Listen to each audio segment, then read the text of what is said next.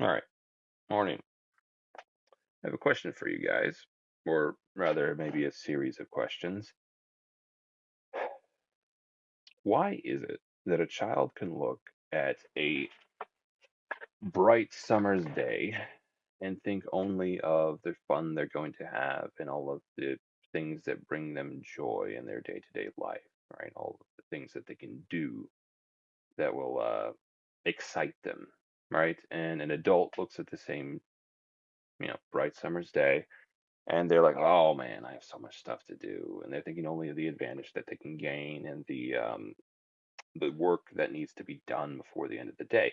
A crazy person can look at the same day and say, man, they can look at the same day and see only a malevolent simulation cast by a alien race that's designed to lull them into a false sense of security. So the question kind of on the heels of that, to what extent do we live in reality and to what extent do we live in our own mind, right? To what extent is our experience our observations of reality, and to what extent is it our own type of mental landscape which overlays reality a little bit, our own perspective? And that in turn kind of begs the question, what, if any, is the direct connection between the two, right? Um, it certainly seems to be some disparities. If I imagine an aircraft carrier, it's not like my head explodes because, oh, there's an aircraft. There's actually an aircraft. No, no, of course not. Thoughts are different. Um, Certainly, the notion of free will seems to indicate a thing that is outside of the natural order to some extent. It's not governed by laws of motion or something like that, right? You can imagine a lot of things that seem very much to be impossible, and you can dislike things that seem to be, very obvious truths. So, like, again, what, if any, is a direct connection? It seems like sanity reasserts or asserts or reasserts itself quite often because it is maybe the intuitive or default position. But again, it doesn't necessarily seem like a forced perspective. It doesn't seem like there's a direct connection there, if that makes sense. Anyways, you guys have fun with that. We have some videos to look at, one from Brett Grouper, one from Chris Williamson. I can get this out of the way here. And to make this smaller, last couple of videos, no, I like having it a little bit bigger because if I do shorts in the middle of the video, it looks maybe, I guess I don't know if it looks a little bit blurry when I don't.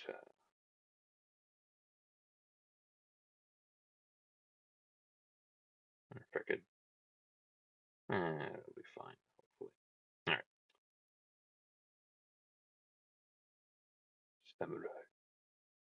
You better work. I've been having trouble getting my earbuds to cooperate occasionally. The jiggers and news out, you finally found me. All right, fingers crossed. Prayers up. Yeah, this is a video by. Wait, this is the right video, isn't it? Okay, yeah, yeah, this is the right one. It's about I think the mental state of Britney Spears. I think her husband had recently come out with So I'm a some sort of um, tell-all memoir or something. I'm not for sure. legal guardian to my brother. I have spent most of my life watching. I think she mentions in this that her brother and her um, father actually have issues, which is that's kind of a hard road to hoe. I don't know how much her father was in her life, but I think her brother was very much so.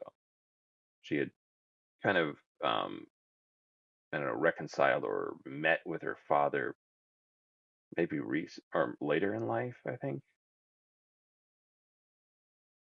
So yeah.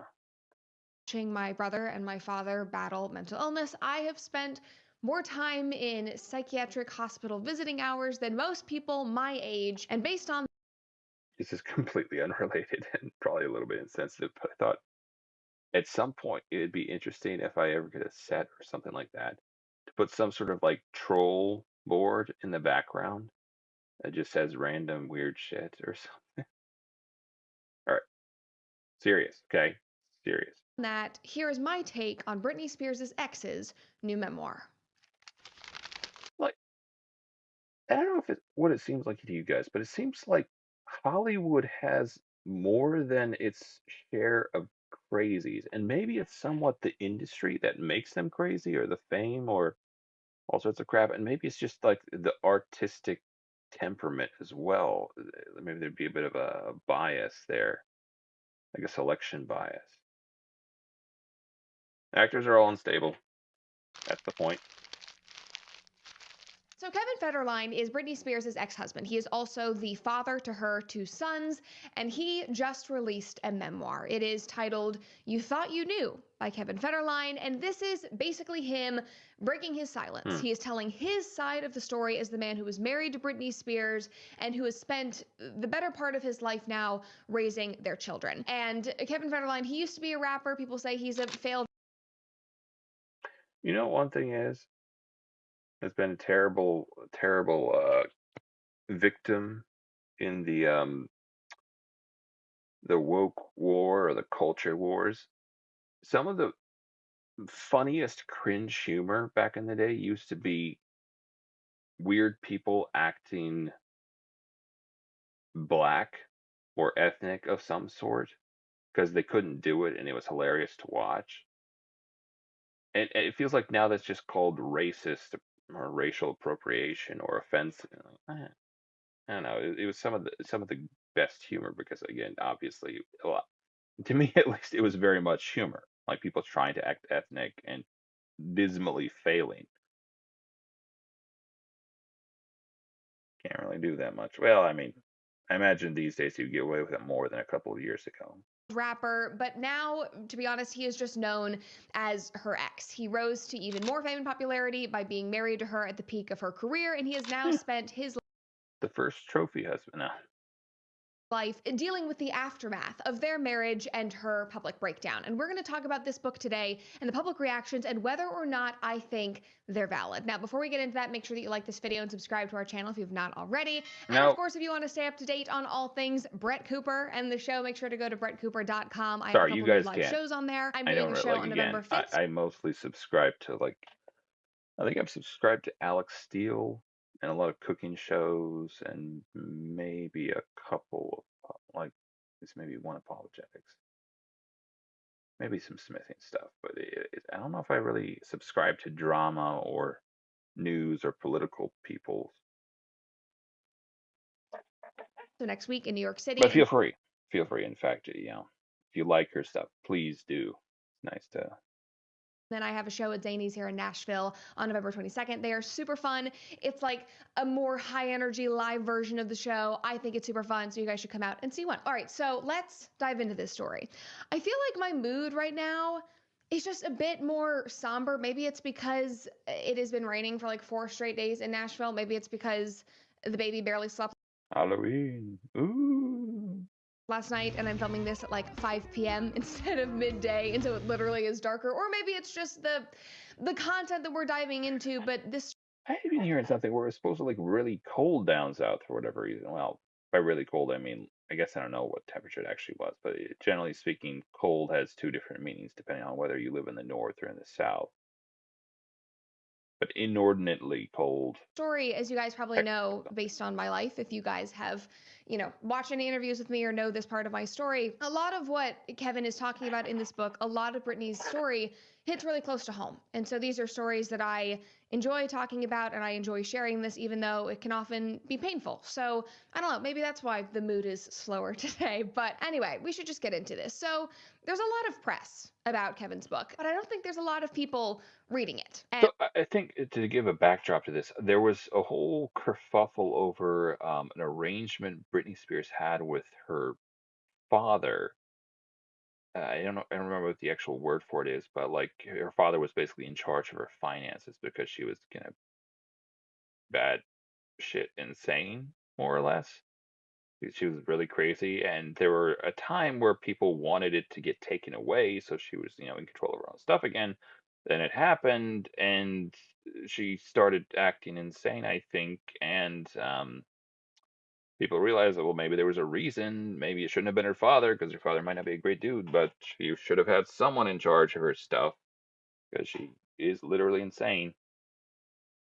So that might be where we are kind of today. And I think that this is a fact because apparently this book did not even crack the top 500 on Amazon. One article reads, Kevin Federline's tell-all memoir You Hmm. Thought You Knew was expected to draw major attention.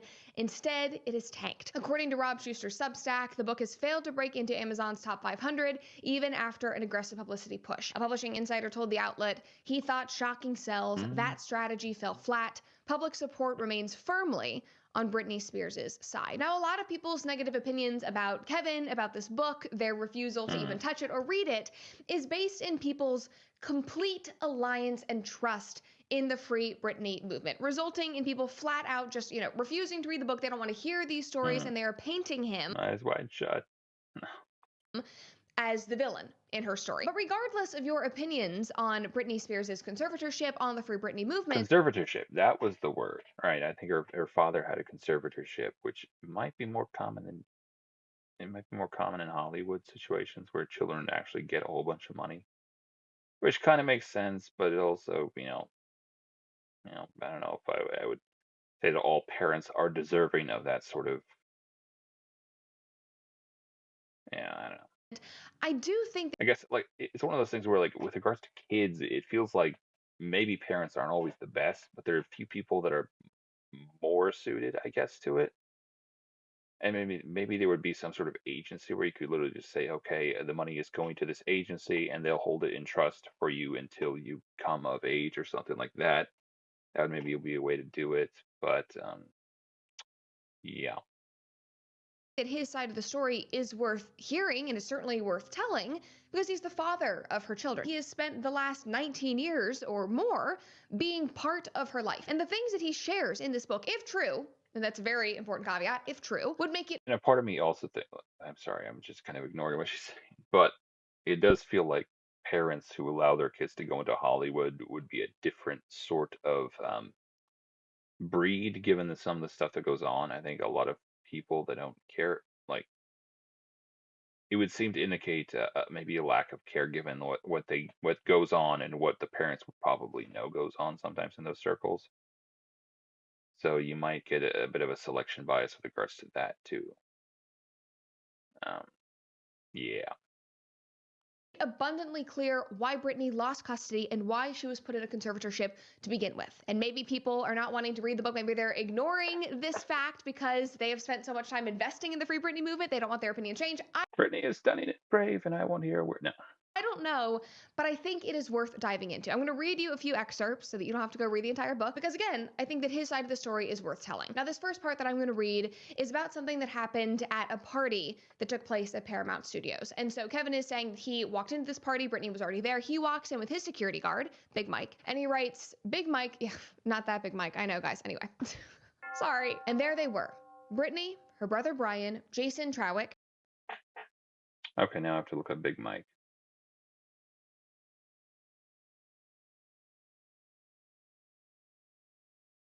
Big Mike.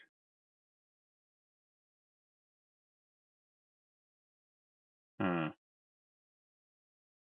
Michael Barnett. I'm gonna guess it's a rapper of some sort. Ones that come up are Blindside. So there was a NFL guy. Maybe that's the Big Mike she's thinking of. But this is a different Big Mike. her agent at the time, and an actress who was about to blow up from a role that would transform her life. They were sitting around the coffee table in my dressing room. The first thing that I saw was Brittany and her young starlet friend snorting a fat line of coke off the table. Both were wearing these outrageous wigs. Britney's was electric blue. It was surreal. They didn't even try to hide it. Eddie was right there with me. Jamie, still outside, didn't see anything. He didn't want to know and wasn't sneaking any peeks, but he Okay, let me read this. Big Mike opened the door, and there they were, Brittany and her brother Brian, her agent at the time, and an actress was about to blow up from a role to transform her life. They were sitting around the coffee table. Blah, blah, blah, blah. So was Brittany, her young starlet friend. Oh, for the love! could sense that something was up. And I'm telling you, they're all unstable. Oh, goodness gracious. Kevin goes on to explain that this was right around the time that their second son had been born. So they have two young children at home right now. Brittany's breastfeeding. They are not using formula, and he That is walks in and he sees the mother of his children snorting coke when his two sons are at home expecting to be fed when that's not. This is obvious, but that's not great. I've heard you can those early years, and especially when, well, if you're pregnant or those early years, I think are really kind of important. You can end up with some very strange, I think, side effects of that. Very adverse ones, perhaps even. I don't know. You'd have to ask the doctor, but I think you don't want to be messing with it stuff. she arrives back home. And so now he's pleading with her, saying, please, did you save any milk? Do we need to get formula? Like, you can't go home and feed them like this. And so the common thread in this book with the stories that Kevin is telling is that almost all of the ones that he shares involve their children. That seems to be Kevin's Mm. primary concern and the thing that he wanted to share more than anything. Probably, in my opinion, to dispel the public idea that he and Brittany's father, Jamie, were in cahoots to take her money and control her life and take her kids away purely just simply to exploit her, when according to him and according to her father and many people Mm. around her, it was for the safety of her and their family. Like, I mean, take this. Again, I think there were stories that she was kind of full on crazy. And there might be an element where the people who were part of the Free Britney movement, you're kind of locked in sometimes to the courses of action you choose because, like, to admit that you were wrong, to admit that you did something wrong, it's kind of hard. Um, Sometimes it might take even a little bit of a jolt to actually shake you out of your pride a little bit. You're more likely to just continue the course. Story. He writes, then came the stories that shook me to my core, the ones that I didn't hear until the boys stopped seeing her. They would awaken, sometimes at night, to find her standing silently in the doorway, watching them sleep. Oh, you're awake, she would say, with a knife in her hand. Then she'd turn around and pad off without explanation. Creepy as fuck. Other nights, they'd wake to the She sound of her said the F screaming word. Cover your ears, children. bloody murder or smashing things in the house. All of this terrified them. I literally get chills because we're going to talk about this Sorry. Yeah, I wasn't even thinking about this. There's a scene from, I think, the third season of Blackadder where the murder of the bloody Prince Romero. It's it's a interesting if somewhat crass show, but very funny as well. Hugh Lowry, I think, plays in that season. later, but I just get flashbacks to the things that I experienced as a kid in a very dysfunctional family and household. So I'm just empathizing with her children here. He goes on, here's another story. He says, then there were the stories that the boys shared as they got older. Preston once told me that she had punched him in the face. I used to do every interview back then with a smile, keeping things light, Oh, always saying we're doing great, stupid. always Sorry, I protect. was about to sneeze and I couldn't. Again, I'm not trying to make light of this. It's important stuff. So, all right. Protecting her. But maybe that was a mistake. Maybe the truth needed to come out because covering it up didn't help her, and it definitely didn't help the boys. And the hardest thing to admit now is that the truth was always there, staring me in the face, and I didn't want to see it. I felt like I was the only one truly looking out for them. And I know that that's not entirely true. Jamie loves the boys, and I know that Brittany loves Mm. them too. But love doesn't erase the trauma that they endured or the bad decisions that affected their lives. And there's no telling how much more happened that I don't even know about. Did you know 90% of all puzzles are flowers, animals, or landscapes? Well, we thought Mm. that was boring. What the? You twisted wench. Leave puzzles as they are. Now, later in the book, some of the other stories. No, for the record, there's some really interesting ones. There's ones that we have where I don't know who makes them. There's Where's Waldo puzzles. Those are pretty cool. There was one where there's a whole bunch of pirates and whatnot. Those are kind of cool. There's one where there's like a we have where there's a giant like city in the clouds. I think it's a pretty famous one. It's kind of like a just a you know sci-fi. Well, it's not really sci-fi. It's just kind of a whimsical type of city in the clouds road going down to Earth or whatever. Pretty fun. Pretty. That Kevin shared were things like the fact that Brittany would allegedly repeatedly feed her sons food that she knew they were allergic to, or one of her sons was forced to Mm, be around horses with her even though she knew that he was severely allergic. Another one of her sons was hospitalized after getting into pills, and Kevin alludes to the fact that they were possibly Brittany's pills that she was taking. Like, these stories are just awful, mm. and I am just scratching the surface of what was in this book. And according to Kevin, for years, for their entire childhood, he tried to keep all of this offline, and he even shared this opinion with the boys. This message of we need to keep Oh, and that's like the other element. It feels like it's just a thing on top of other things that all of this is also in the public view to some which it just like feels like it just makes it that much harder, especially when like it feels like there are very few people that like maybe like Tom Cruise or something like that who actually keep their private life for the most part private. I know there was stuff a while back about him being a Scientologist, and he was kind of crazy in that regards a little bit. Was it Katie Holmes? Was that his gal pal? But it feels like he's mostly stabilized these days, and you don't really hear a lot about him.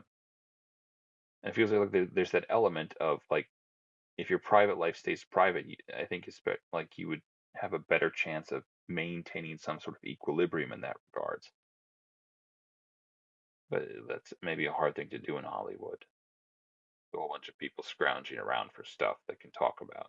things private. And he wrote, Preston, one of their sons, told me how a fan went after him online. This person, a Free Britney militant, was pressuring him to support his mom publicly. And in frustration, Preston told him the things that he'd experienced. He said that she'd hit him, threatened him with a knife, acted violently and dangerously. He was only 16 then. And I remember telling him Mm. not to air out personal stuff online, but that's what blew the lid off the knife situation, how I first learned about Britney's disturbing behavior. And it made me wonder how I'd missed it for so long.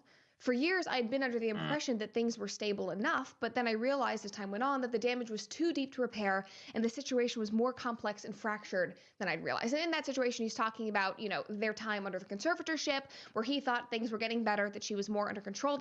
Okay, so did the conservatorship ever transfer to him? Oh, I think it was mostly her father that was in charge of everything. I'd have gotten the idea that that was the case. She was doing better, and he learned from his sons that that was not the case whatsoever. And according to Kevin, the boys were ready for this story to be told. This is what he said in an Mm. Entertainment Tonight interview. My children are ready for me to tell my story because it's not just my story, right? This affects everybody in my family, my Mm. kids, my wife, even my exes. And he's right. He does have a story here to tell. Her sons have a story here to tell. And so maybe this is what they needed in order to start the healing process. Now, before we get into the reactions of the book and me sharing kind of my personal take on this, I want to tell you about my friends over at Balance of Nature. Now, I don't know about you, but I'm always looking I feel cheated. Again, there was no transfer. There was no snarky and endearing transfer over. for simple ways to get more whole food ingredients into my diet, and Balance of Nature supplements make that so easy. And what makes Balance of Nature stand out to me is that there are no binders, no fillers, no flow agents. It is just ingredients from 16 whole fruits and whole vegetables, freeze-dried and lab-tested. Their supplement powders are made from 100% whole foods, delivering the Mm. natural goodness of fruits, vegetables, spices, and fibers, just as nature intended. And they're not just convenient, they are the original balance of color, taste, plus 35% off your first set as a new preferred customer by using code BRETT at checkout. Now, Go use as you're going to see later in code this Brett. episode, it is more difficult than ever to know who to trust and where to look. And I think the ground All news right. is one of the most No, I powerful sat through tools one tackling ish. this. Now, as you guys know, I'm very intentional about who I choose to.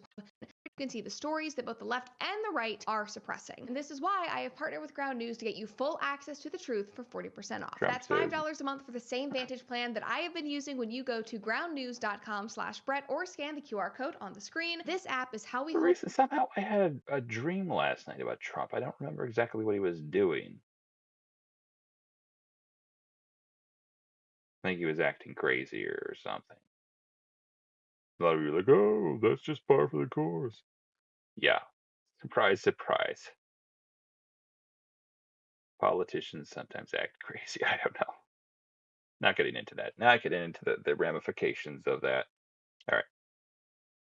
Story at all. I mean, he is being ripped to shreds online basically in every single corner of the internet right now. He's obviously Well, there's just like I feel like in the world today, there's a lot of people who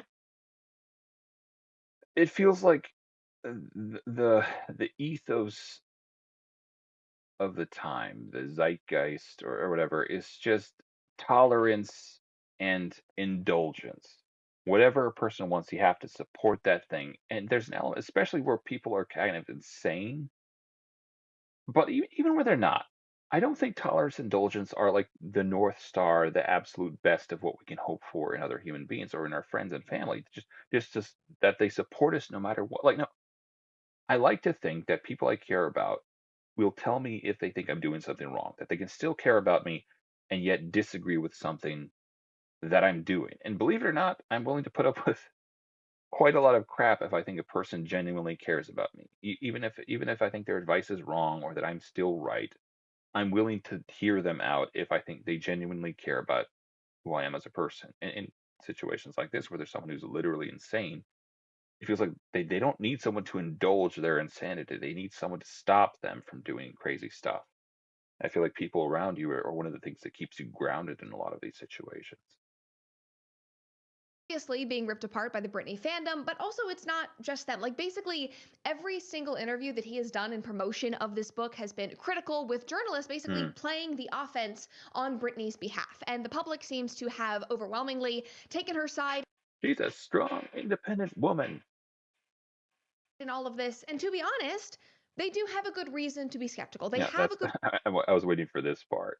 reason to take her side because the timing of this book is interesting. We do have to admit that because their youngest son just turned 18 years old. Mm. And what does that mean? Well, child support money has run out. The tens of thousands of dollars that Kevin was getting every single month, poof, they no longer exist. He does not have a career really other than being her ex and raising her children. He has no power or control or involvement in her life anymore. And coincidentally, now is the time that he chooses to write a tell-all book, and people simply are not buying.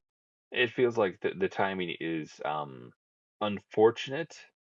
If you'd wanted maximum output or whatever, like it feels like it could be a golden parachute or something where he's trying to make a name for himself or a life for himself after this stuff. So like I I don't know. Maybe he's just feeling, oh, this is the time because they like generous interpretation. Maybe he's just feeling, okay, so now they're old enough. Now I can do this thing. But also, where there's money involved, there's always going to be a little bit of skepticism, and perhaps rightly so in my mind. But it feels like he could have chosen a better time to do this. A time when he would have received less scrutiny, perhaps. All right. Anyways, you can check this out if you want. It seems like a weird title, but baiting 10-year-old cocaine while breastfeeding and a knife at the door kind of runs on a little bit, but episode 84 by Brett Cooper. Go check that out if you want to. You can watch the full video there. All right. You were a different character in the mind of each person. This one. Video by Chris Williamson, who, by the way, has Lyme's disease. So if you think of it, you can send a prayer up or something. You were a different character in the mind of each person who knows you because their impression of you is made of the bare bones of what they've seen, fleshed out by their knowledge of themselves. That's from Gwynder Bogle. So the lonely chapter. I think it's Lyme's disease, anyways. Don't quote me on that. You may have to look it up. But he did a video on his health stuff he had going on. Has another perspective to it, which is as you grow, you don't fit in with your friends, but this means that they don't fit in with you either. This causes a reaction from their side too. The hardest part of changing yourself isn't just improving your own habits, it's escaping the people who keep handing you your old costume. Well, there's an element to that where I don't know if it's necessarily entirely true. It depends what type of friends you have. Where I think like the idea would be that if you're a policeman, policemen want to get better at policing, right? So if you're that's the area you want to strive in, choose the right type of friends, and they will want to grow with you. If you're in an AA meeting or something like that, you're in a place where all of these people they want to grow in this particular area. If you're a part of a church, again, this is an area where people are striving for moral progression. They want to get better. And because you choose that type of environment, that type of community, I think those types of people, I don't know if you'll necessarily outgrow, well, you might outgrow them to some extent, but also they will want to be growing with you. They'll want to be participating in that type of thing. So it might depend who you choose as friends. Others don't just This guy, for the record, I think at one point he was on Love Island, which is some sort of show. So the type of friends he would have had might not have been the most wholesome or, whatever. They might have been more like the scene type of people, like that. I don't know. remember who you were. They enforce it, which is why reinvention so often feels like trying to break out I do agree with that though. Like the people you're around, you almost never know to what extent they kind of inform the person you are, the decisions you make. That's like a huge part of it. If you want to get better, sometimes you have to choose a better place to be and better friends to be with. of a prison that you can't see. That psychologists call this dynamic an object relation. So when people interact with you, they're not engaging with you in your full living complexity. They're dealing with the version of you that exists in their head, a simplified character built from fragments Interesting. of memory and colored by their own projections. In object relations theory, an object isn't a thing, it's just a internalized image of another person. We don't just carry people as they are, we carry a mental sketch, which is why if you make a radical change, you'll usually meet resistance. That's a very interesting notion. Yeah. Like so people on some level. I think there's a difference to be had between a notion of a person who um genuinely cares about you and a person who likes something about you. And if they like that thing about you and you change that thing, the thing that they like about you, the reaction to that I think is sometimes adverse because it's almost this like maybe implied contract where no, I like that thing about you and you change that thing and now I don't like you anymore, rather than someone who like genuinely just cares about you as a person and will care about you regardless of what you do or what you become, right? They'll always be like at least trying to help you even if they don't agree with what you're doing. Transformation destabilizes the representation that the people around you are attached to. So they try to nudge you back into the familiar role that they know. Charles Horton Cooley called this the looking glass self. We come to know ourselves by seeing our reflection in the eyes of other people. And if those mirrors keep reflecting the old you, it's hard to step into a new one. In social psychology, self-verification theory shows that people prefer interactions that confirm what they already believe about themselves and about you.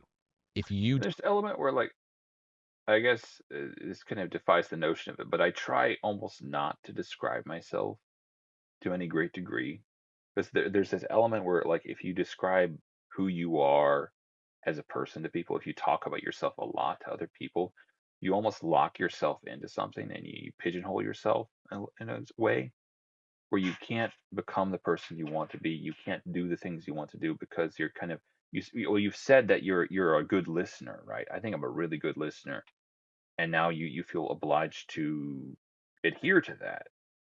You said that, oh, I think I have a really good sense of self, or that I'm very self-aware. Like now you feel like you have to play into that a lot.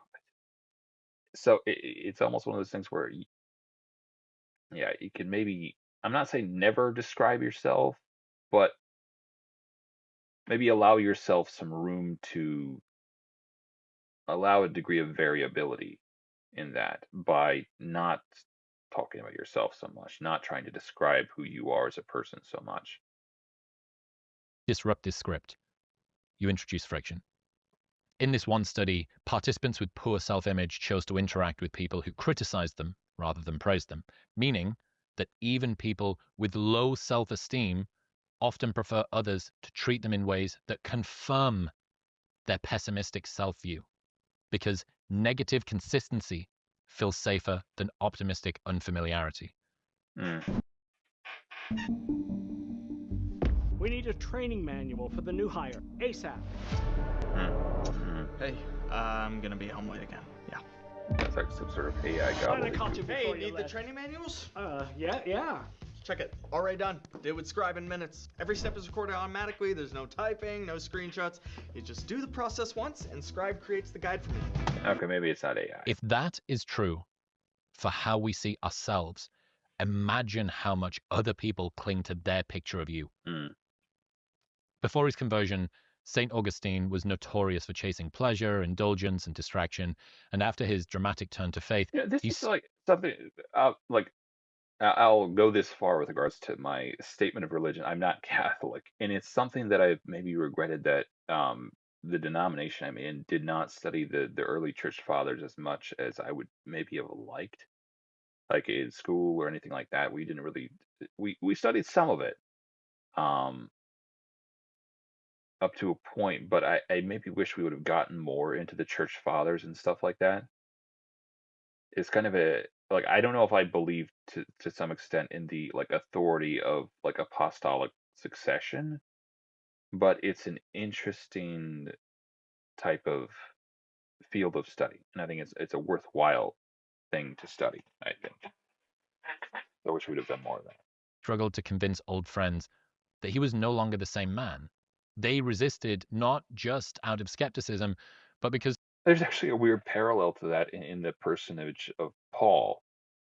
Like you have like we think of him as the guy in the Bible who wrote all of these epistles and it was just a champion of the faith. But like it's one of those things where like I don't know how late into his life it was, but he was persecuting the church with zealous fervor for a very long time until well I say for a long time. I don't know how long actually, but he was smiting people in no uncertain terms. He was yeah, like I said, he was quite zealous at it. So like to go from that and to try and convince people that there might be a little bit of a parallel there, where he was trying to convince people that he wasn't that guy anymore, I guess, or he would almost have to try and do that. the new Augustine didn't fit the story they had of him. In Fitzgerald's novel, Jay Gatsby began life as James Gatz, a poor farm boy desperate to escape his origins. He tried to reinvent himself into a dazzling millionaire, but no matter how hard he works at it, the people around him reduce him back to the upstart So outside. like I'm assuming that's from like The Great Gatsby. I've heard of that. I have to look that up sometime. Jay Gatsby. Gad.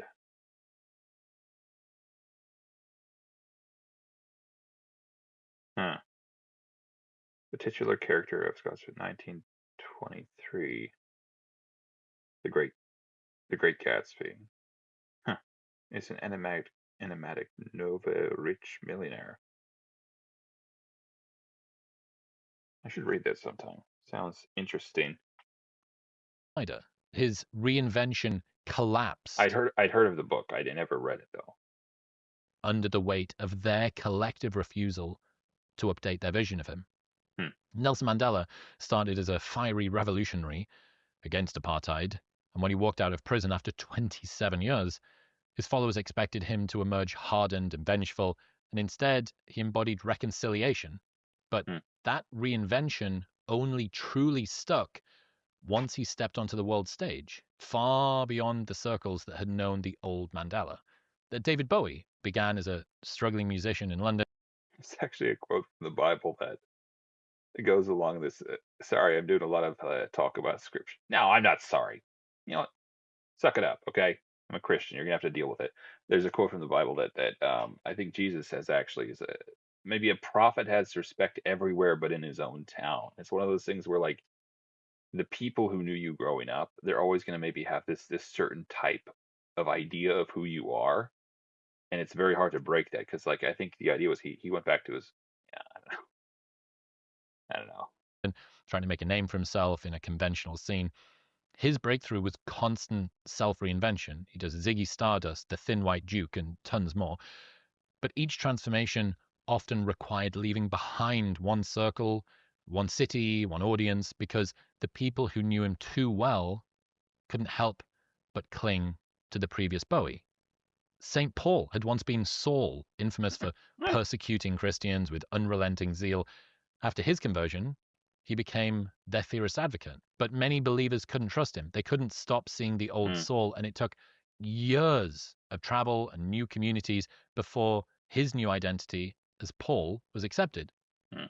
And in ordinary life, this script repeats as well. The friend who quits drinking was once the reliable partner in crime, but then newfound sobriety unsettles the group and throws everyone else's bad habits into harsh contrast.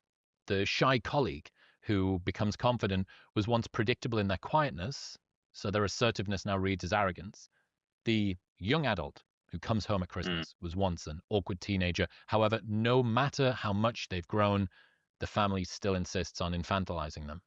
The podcaster who had a shaved head for 5 years gets a ton of stick for having a perm after he grows his hair out, despite his curls totally being natural and suiting his face and being quite a masculine haircut if you think about it for a while. That's a good joke. Oh, come on. Oh, sorry, I can't give blood that day. I'm busy. TLDR, Loser. many people don't like you because making positive changes is effortful to keep up with and it's threatening to their shortcomings. So they dissuade you from doing it, which is why meaningful change so often requires escaping your environment. Change isn't just about building a new self. It's about escaping the gravitational pull of the selves that exist in other people's minds. Yeah, that's very true. Sorry, I watched most of the video, but you can see the rest of it. I don't like the idea of watching all the video, but yeah, hardest part of changing your life. You could check this out by Chris Williamson. Interesting fellow. Interesting fellow. I think he does a lot of interviews with people. I think he's interviewed Jordan Peterson a couple of times, maybe Konstantin Kisin, yeah, a whole bunch of people. All right, check that out if you like. And we are going to move into history of the samurai. I'm gonna go grab some water though first.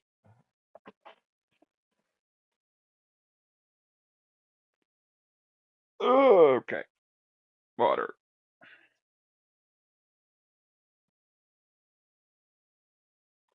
Cool water.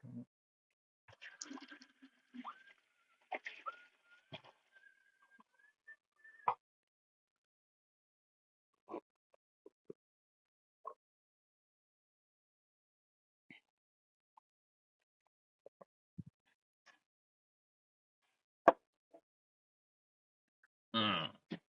All day I face the barren waste. All right, samurai. Samurai. I'm not racist. Were members of the warrior class who served as retainers to lords of Japan prior to the Meiji era.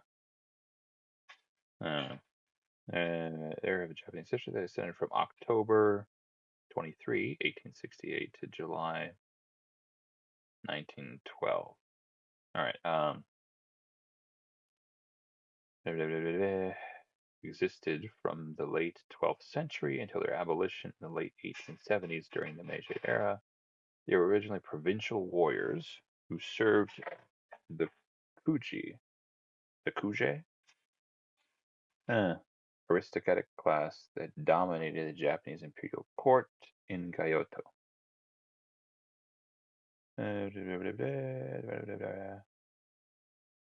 Imperial and the imperial court in the late 12th century. In 1853, the United States forced Japan to open its borders to foreign trade under threat of military action. Japan apparently has a new female vice or prime minister. How far they've come. They're so forward thinking now. I've heard there's actually a weird thing about this. There's actually a reason why feminist movements don't really like mentioning the first representative or senate senator, like the first female representative or senator. There's a reason they don't mention those. It's because I'm pretty sure the representative was Republican and the first female senator was like like an avid, like a full on racist. She was like an advocate. I think she was one of the last slave owners to serve in the Senate. She was yeah. There's a reason feminists don't mention those people. And in the case of Japan's prime minister, they're not going to mention her either because she's I think she's very, at the very least, she's very hard on immigration. I'm not for sure about that, but yeah, no glory in that for the feminist movement. Nothing they would want, anyways. At least most of them, I think. All right. In 1853, the United States forced Japan to open its borders to foreign trade under threat of military action. Fearing an eventual invasion, the Japanese abandoned feudalism for capitalism. Okay, next. Okay, so feudalism, combination of legal, economic, and military, cultural, and political customs that flourished in broadly defined as a way of structuring society around the relationship. So I think it was kind of a lord and serf dynamic. That's the basic idea of feudalism. So capitalism is just kind of you keep what you kill type of thing. Useful in some regards. I tend to like it, for the record. There are obviously downsides to using greed as a motivating factor, but also I think it's generally it's the least bad of perhaps a whole host of bad ideas or options for it, right? It's like Benjamin Franklin said, it's the worst thing in the world except for all the others. Only that was in reference to democracy. I think it was Benjamin Franklin. Maybe not. Don't quote me on that. All right. The adoption of modern firearms rendered the traditional weapons of the samurai obsolete, as firearms are easy enough for peasant conscripts to learn. Japan had no more need had no more need for specialized warfare caste. By 1876, the special rights and privileges of the samurai had all been abolished. All right, terminology. On to that. All right, history. At the start of the 8th century AD, Japan's government was highly centralized at the imperial court, whose bureaucracy was inspired by Tang Dynasty, China. All land belonged to the emperor, i.e., the public domain in the public domain. But in the middle of the 8th century, the government instituted a major reform which allowed individuals to claim private ownership of new farmland that they had reclaimed from the wilderness. This spurred wealthy people to start reclaiming farmland, which was necessary to feed Japan's growing population. During the 11th and 12th centuries, samurai became conspicuously involved in land reclamation. Okay. Thereby becoming a land-owning class. Taxation during the 8th century was high, but temples, monasteries, shrines, and certain aristocrats obtained tax exemption through their connection to the imperial court. That's I'm not lying. It'd be kind of awesome to have for yourself, but it's probably not a good idea in general. To evade taxes, many landowners in the countryside donated their lands to these tax-exempt entities.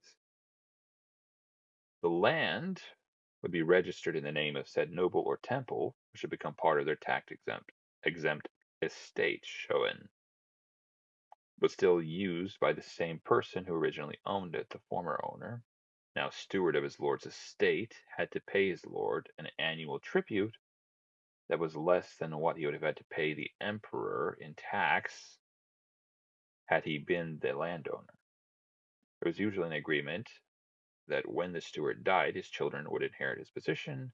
If the Templar lord cheated the steward somehow, the farmer could retaliate by exposing the scheme.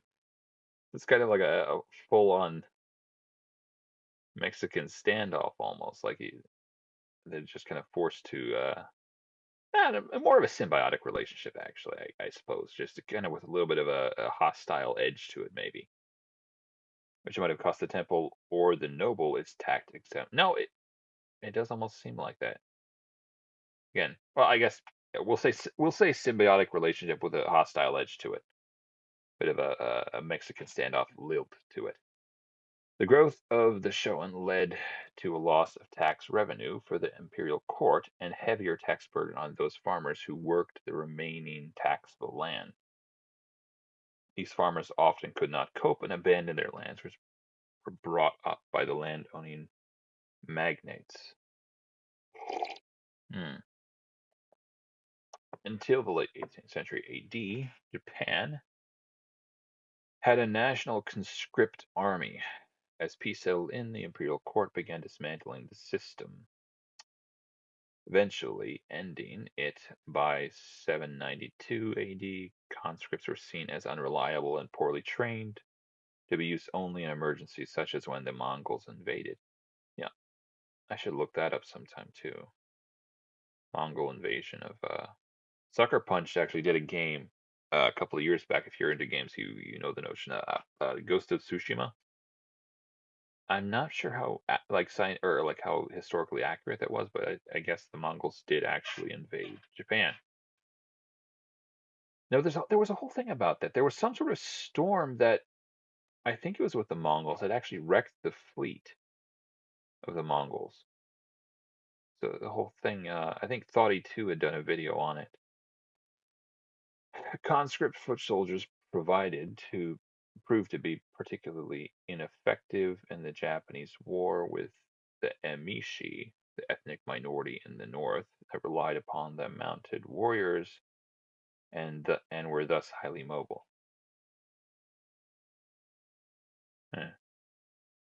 Lived in the parts of northern Honshu in modern-day Japan, particularly fed with the Japanese war. The Emishi, an ethnic minority in the north, relied on mounted warriors and south mobile.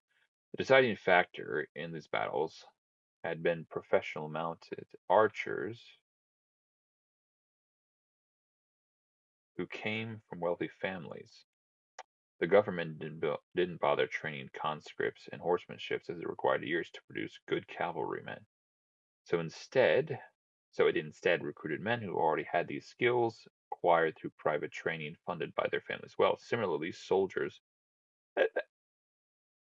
That's admittedly kind of interesting that like the wealthy were actually the ones to go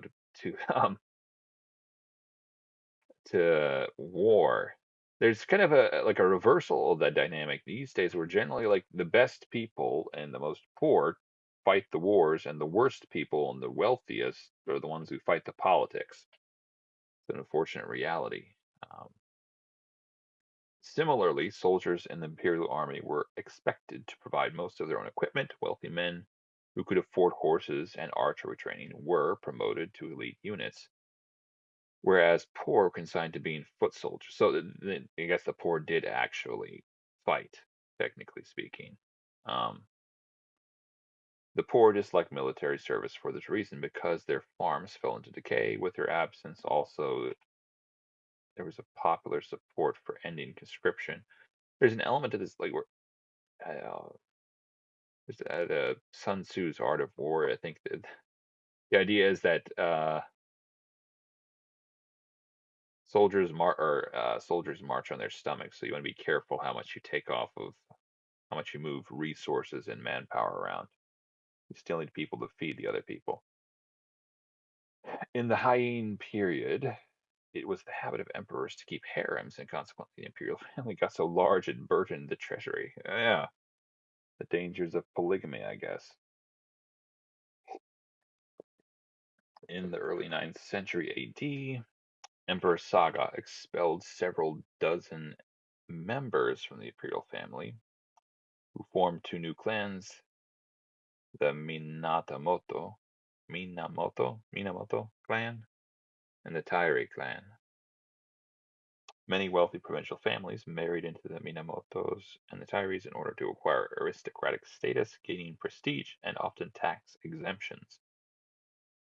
And so the Tairis and the Minamotos became big and wealthy clans with lots of warrior retainers. Thus, the downsizing of the national army and the decline in tax revenue. The emperors delegated the matter of security in the countryside to the burgeoning class of landed warriors, and they had personal incentives to suppress lawlessness in their own lands as it directly impacted their revenues. War and law enforcement became increasingly privatized affairs. Interesting notion.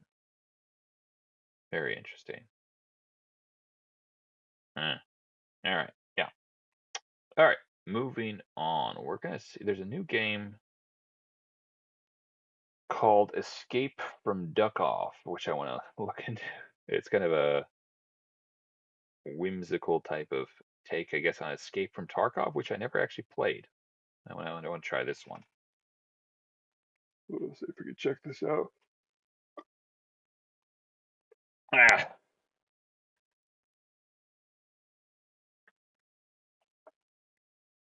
Mm-hmm. Mm-hmm.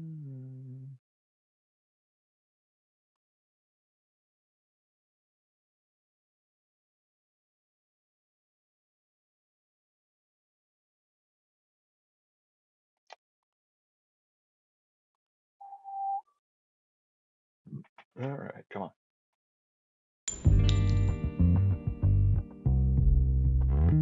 Ooh, Halloween.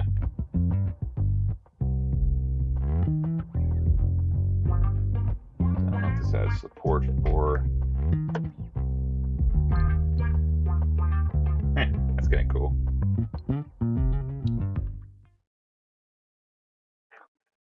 Wait a minute. Let me check if you guys can actually see this. I've been having trouble sometimes with it actually showing up on stuff. So it is not. Let me check here.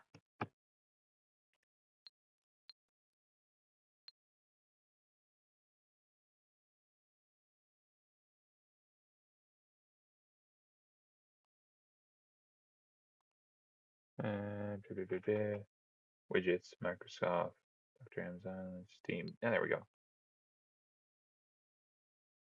Huzzah. I think we're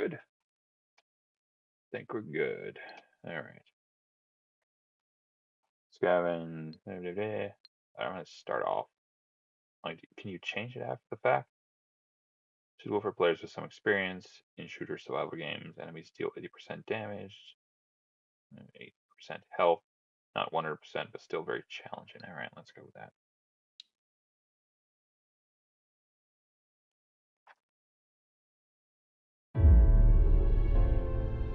Ooh, a distant planet that looks like an egg. Nice.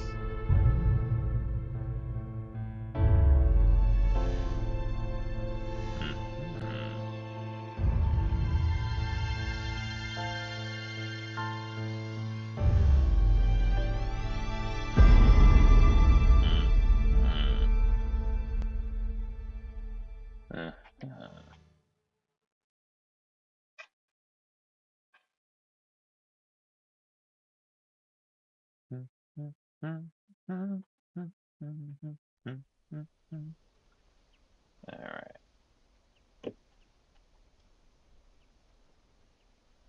Now, let's see here.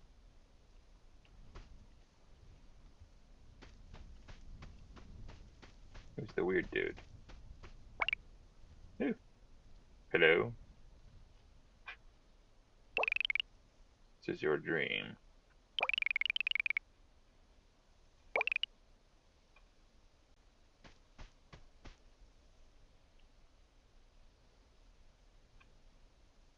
All right. Head size. Go with the largish head.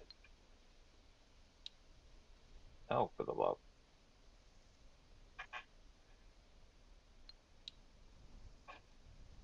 flat head.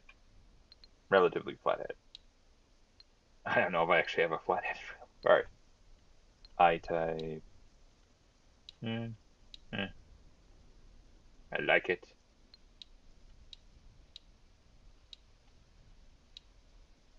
Yeah.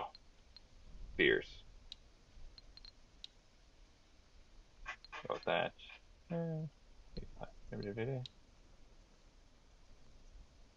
Alright.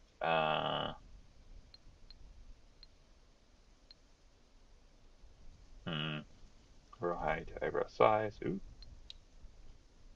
Yes. Yes. Yes. Yes.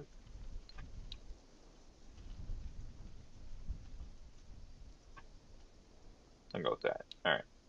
Crest. Huh.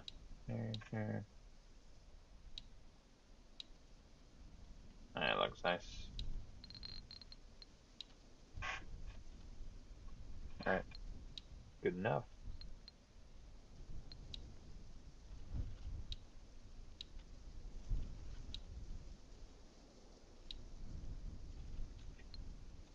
Alright. Alright, stone faced. We'll go with that.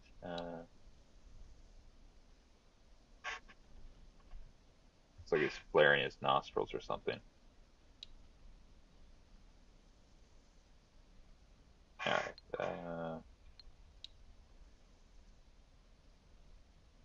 Good.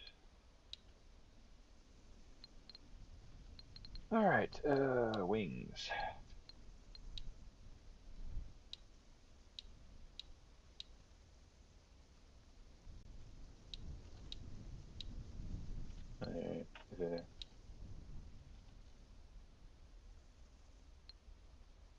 Alright, so.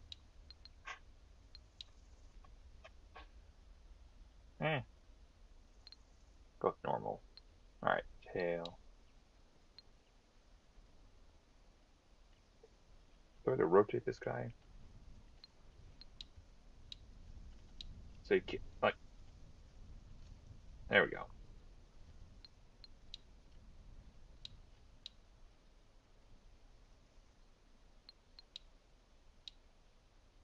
That'll do.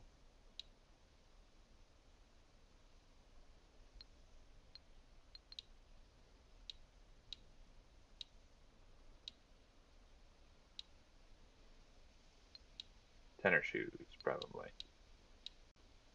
See what else is here. Alright. I think. What the Harry? Please tell me that isn't stuck.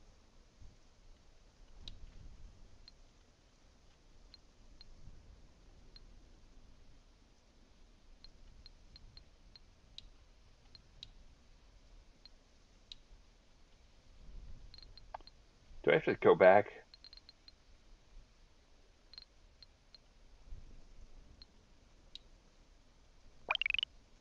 Alright.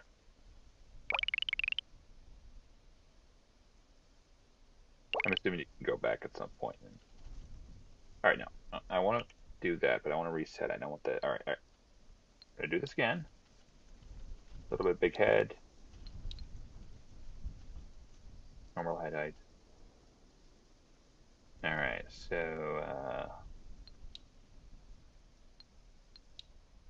I want that head tie. Alright. Head shape. A little bit flat. Eyes. Da, da. Eh. Eyebrows. I think I brought them together a little bit. Eyebrow height, eyebrow size. I think I pumped them up a little bit. Eyebrow rotation. All right. Crest. Damn, damn, damn. There we go.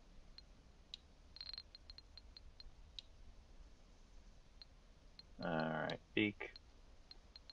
Hmm, hmm, hmm, hmm. That one. All right. Beak size.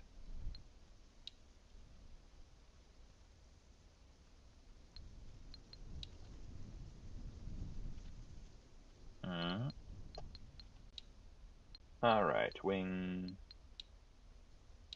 Boxing gloves, I will go with that. Alright. Tail.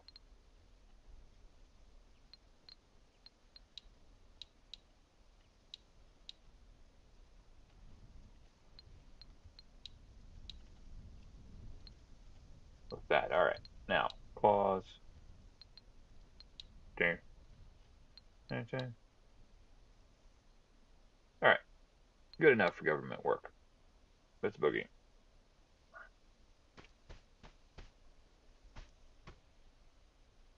Okay.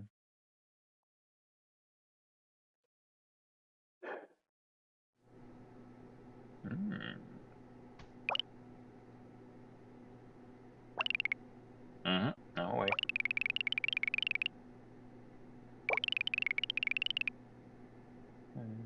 Nice.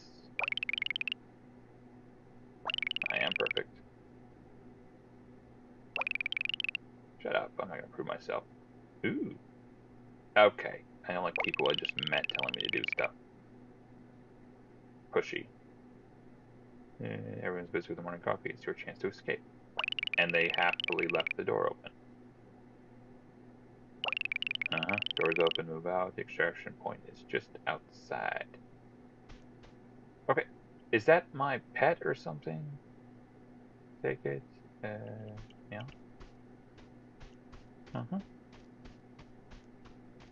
Ooh, loot. Stop telling me what to do. Well, I guess maybe. Maybe a little bit. Alright. Alright. Equipment. So,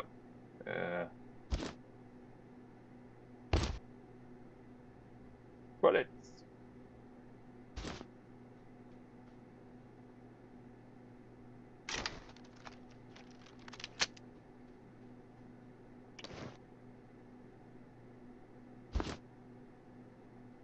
So we can only store so much of that. Alright, I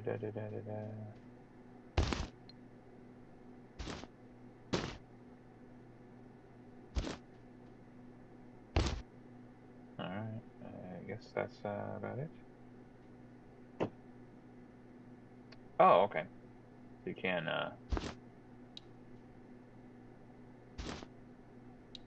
we'll do that, alright. Again, I'm not used to playing with a keypad. More used to console stuff. At least not for this type of thing. Alright. Hey, huzzah. There's a guard ahead. Equip your weapon before heading out. It is equipped, I think. Huh. That's R to reload, alright. Pretty intuitive. Space start to dodge enemy attacks. Go for it. Alright.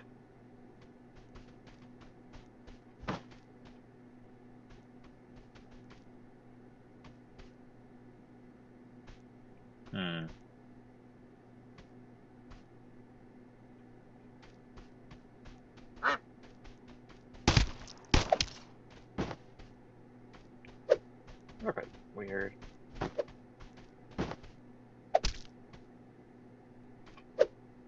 Oh, come on. Dang it, alright. I gotta get more better at this, alright.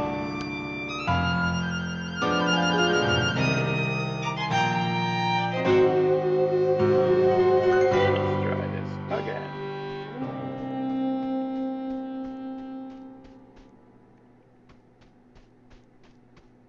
Alright. Maybe we should have started on relaxed. Got the hang of it. Alright. Gun. Ammo.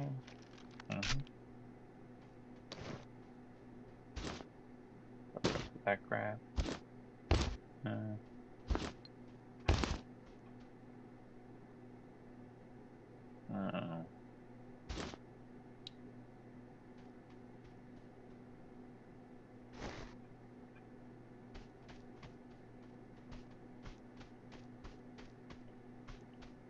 This is gonna take some getting used to, I think.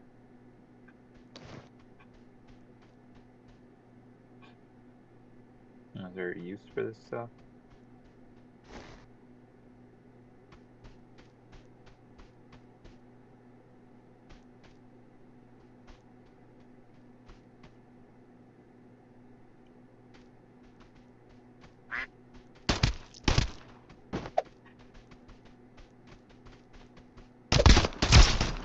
I did it!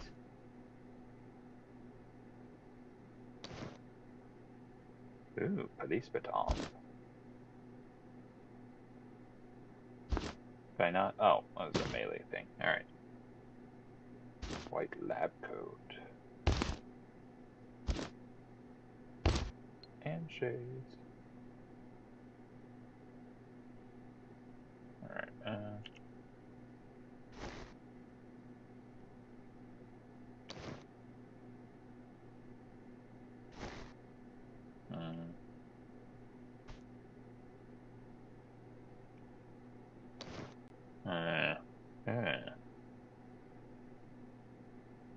Band-aids, that's nice. Or can I not store more band-aids? I have to find a different spot. Alright, so different spot.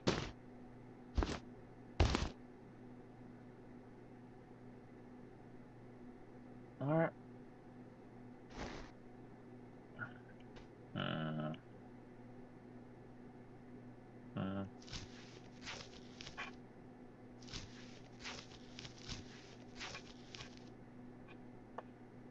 What's that?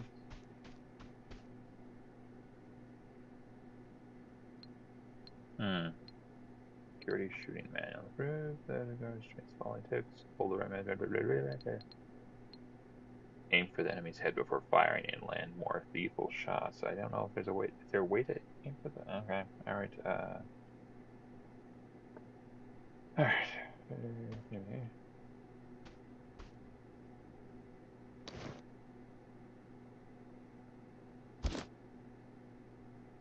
Rusted bullets. Alright.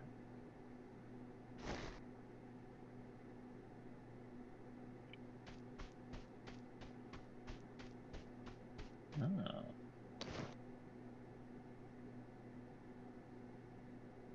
Soda crackers.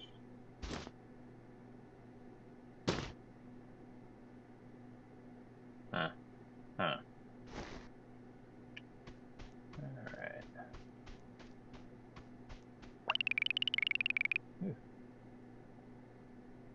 Thank you. Important tip.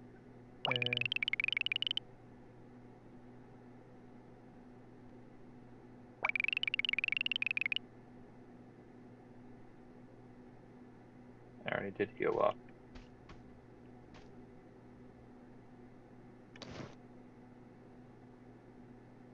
Aspirin. Alright.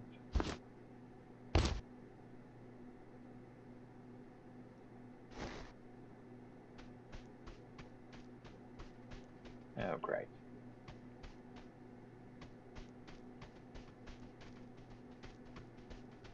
Any way to get in here? There we go. Oh, shit. There's the dude there. Ooh.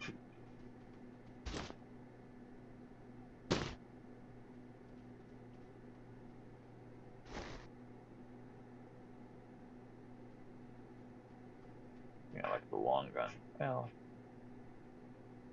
there it is. Anyway. I literally thought that was a rifle, but that's literally just the tail sticking out the back. Alright.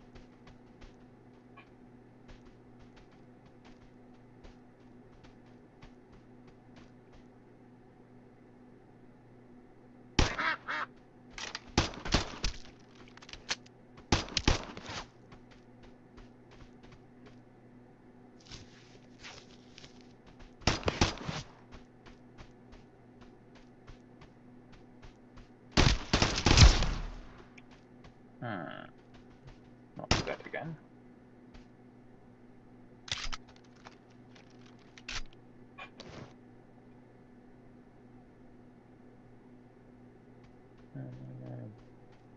Glick. A glick? Is it different?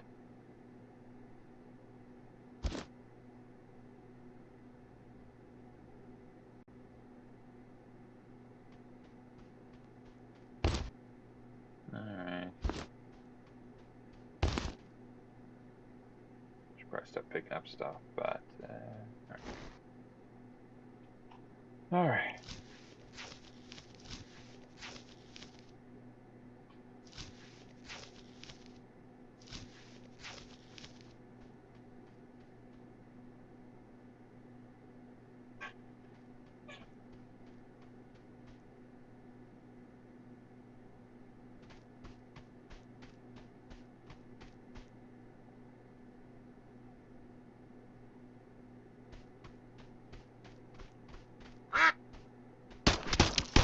Oh, for the love. What am I doing here?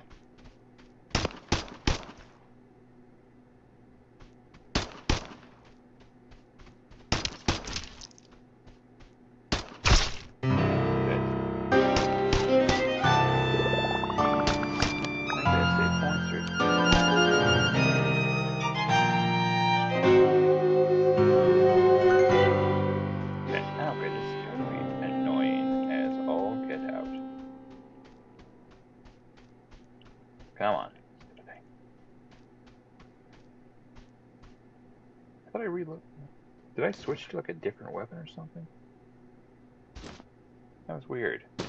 Alright.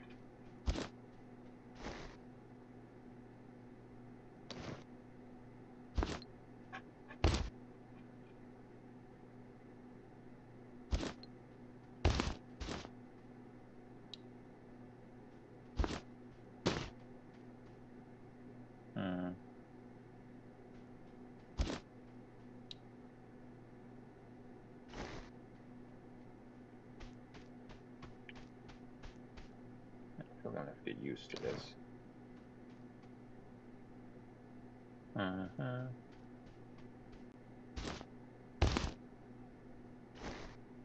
There is a pet. Alright, no. Want the gun. Not the shtick.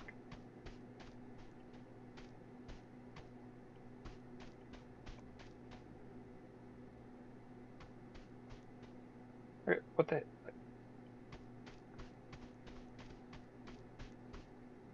Clarify.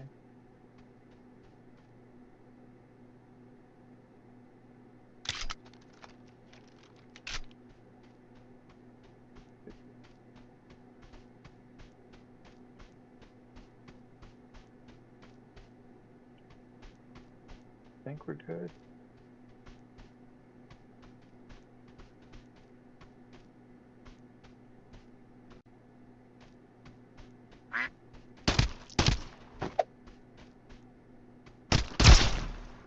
A little bit better. Don't need the police baton. And some glasses. Alright.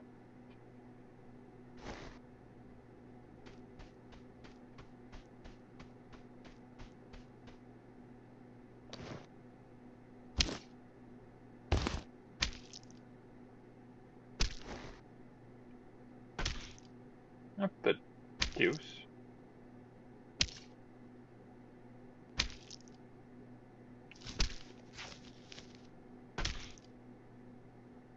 Okay, what the... What area is this nonsense? Am I bleeding?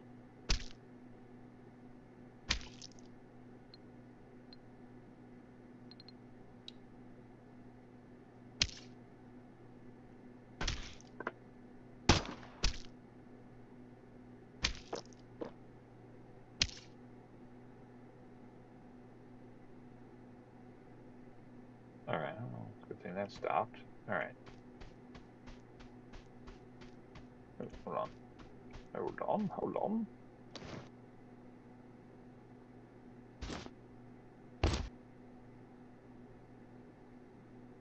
Oh, night vision, nice. Nice. Cables, various types of cables. Alright, wonderful. I don't think I need that for the moment.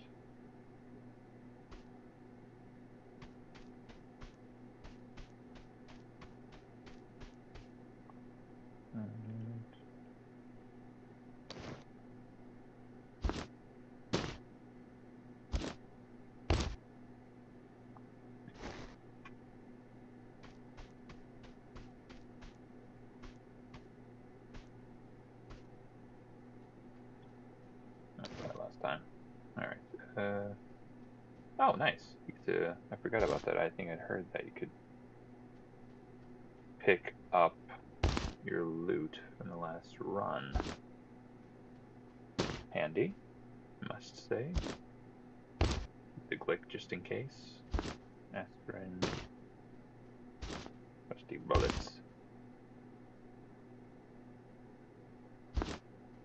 Soda crackers, alright. Not a lot of space left. Good for now.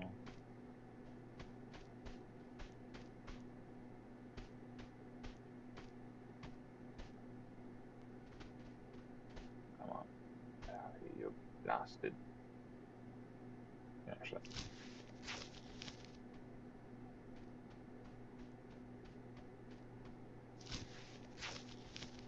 Alright.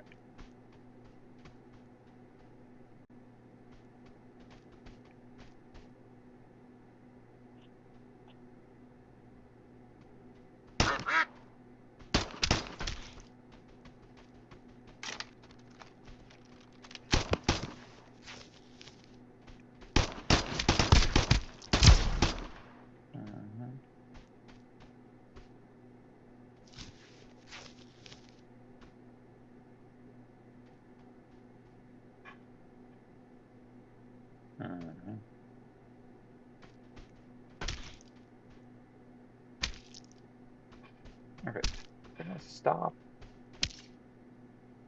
You run into battle with that crap going on.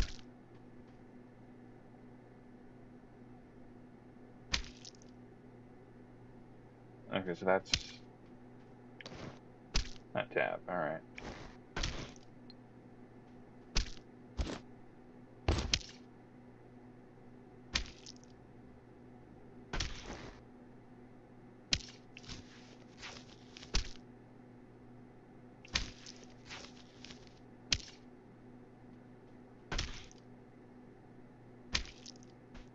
Is that just a thing that happens? That's super annoying if it is.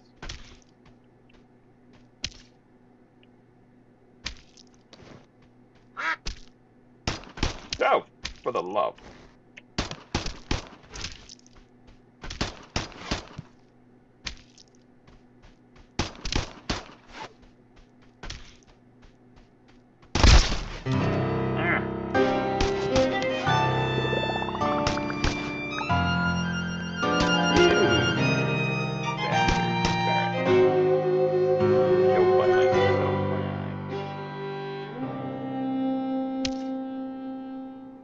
You want?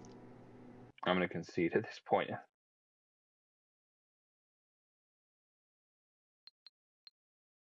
We're gonna go relaxed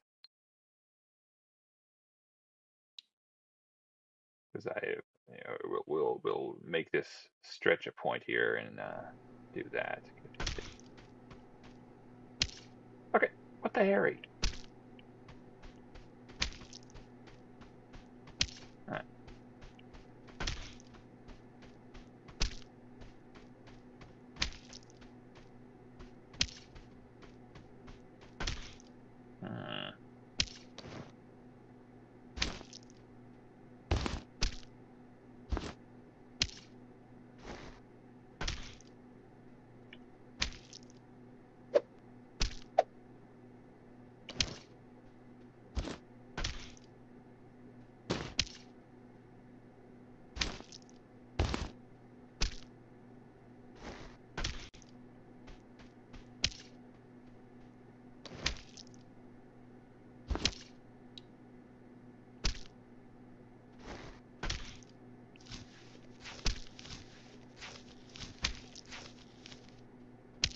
Is that just some sort of glitch?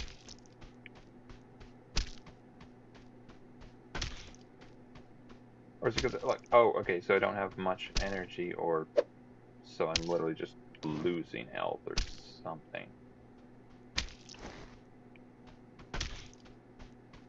Is that the idea?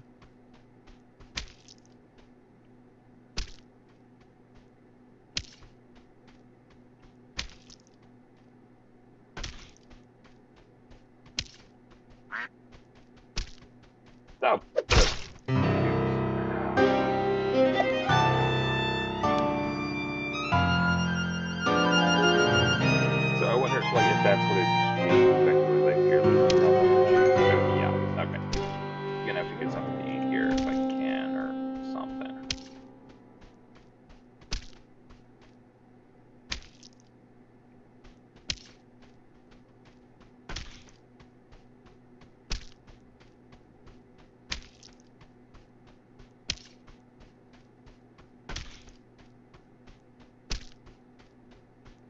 Yeah, I understand that. Shut up, please.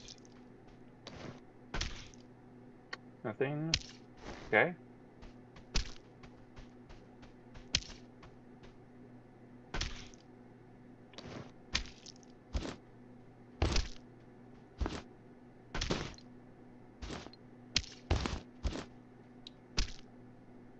Oh, cocoa milk. Okay. Well, that's helpful. Thought of that before.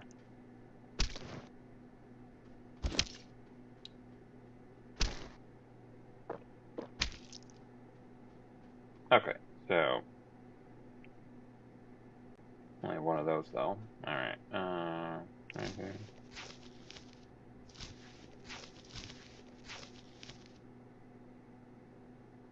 Now let's go and do some crap.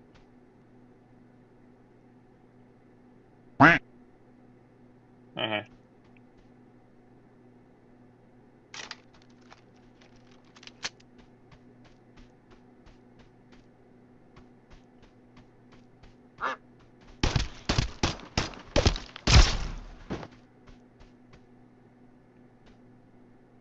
And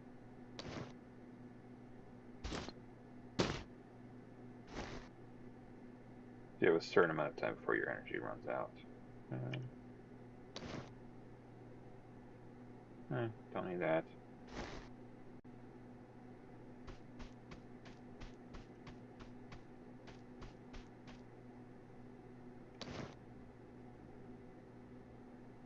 Boring.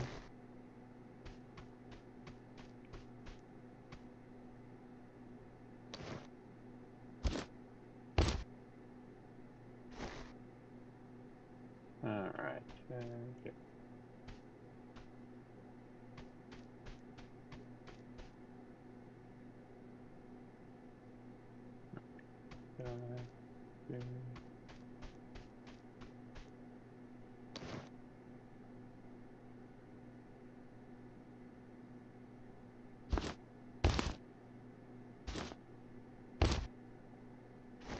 So you do have to kind of keep moving a little bit.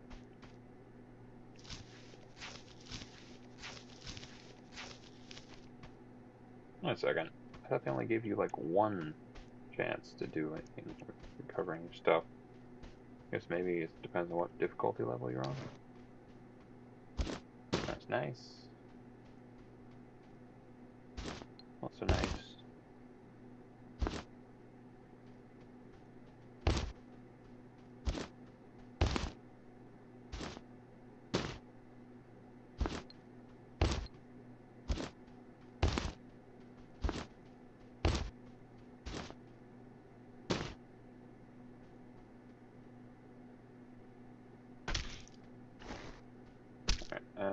Okay.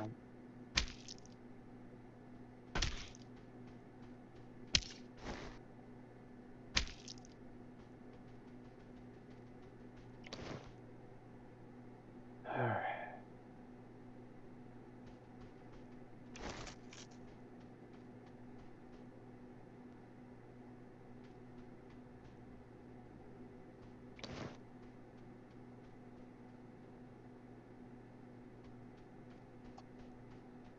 So energy helps, but there's a difference between energy and hydration, I guess. Alright.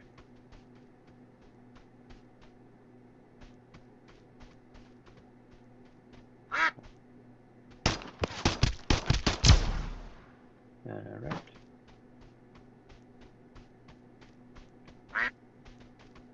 Now for the love. There's another guy.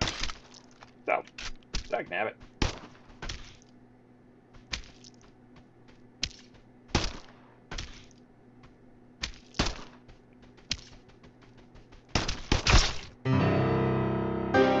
Damn it. Come on. I should switch to the click or something. Alright, Speedy. Speedy Gonzalez.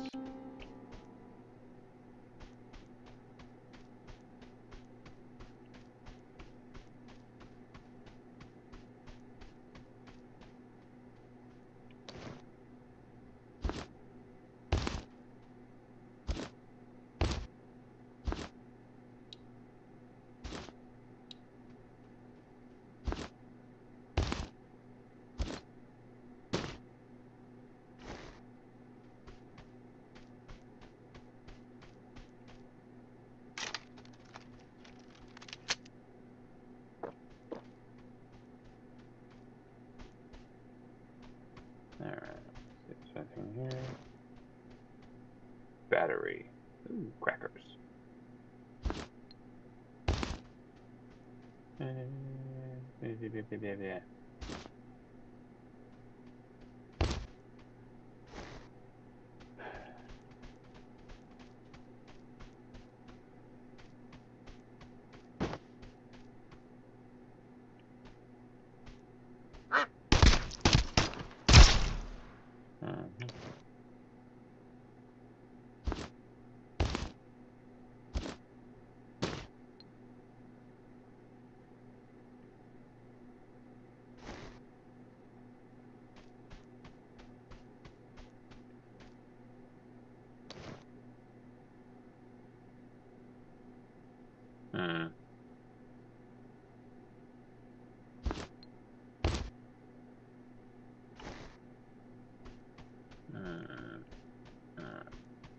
Here.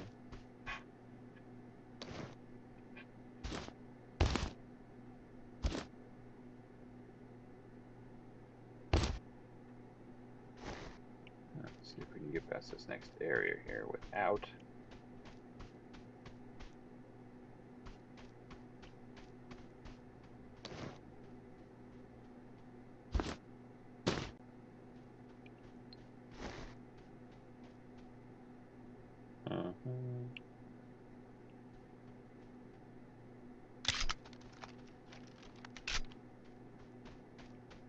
Alright.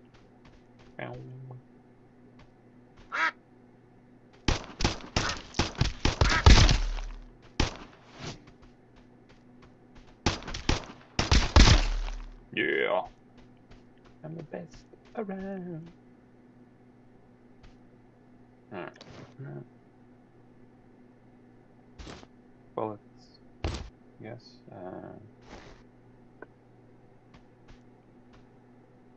Lost items. Yes.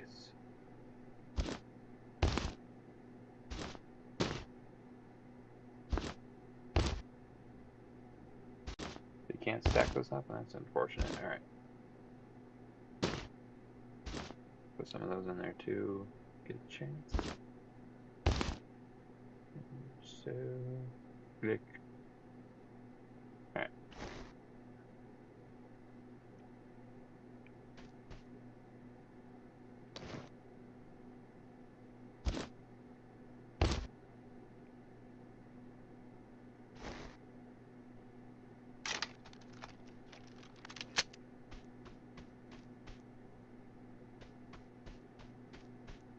No more guards, please.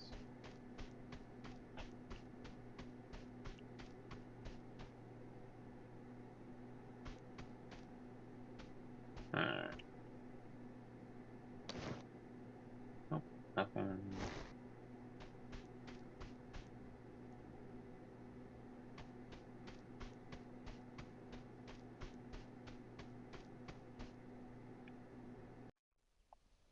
Oh, that's fun.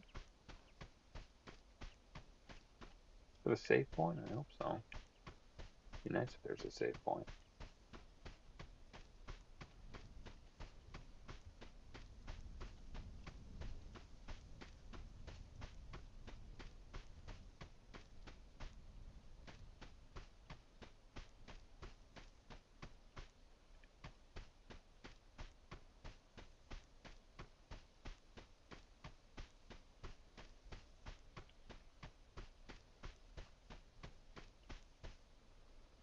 Alright, nice.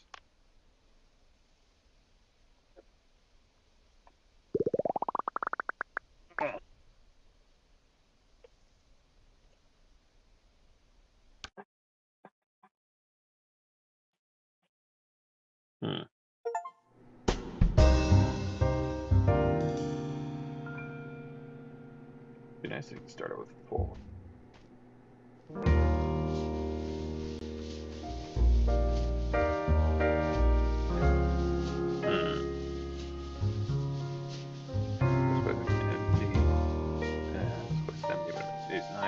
Some basic gear. Let's start. Hopefully we can get out here in one piece. Competent time to put him to the test. Alright, I assume that's me.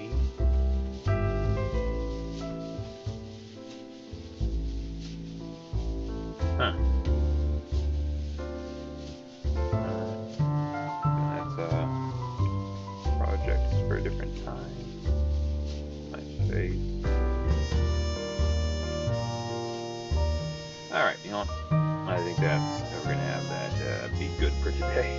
That's an interesting game. I'll have to get back at it, see if we can figure out how to run the character a little bit better. But alright, thanks for watching. Have a nice weekend.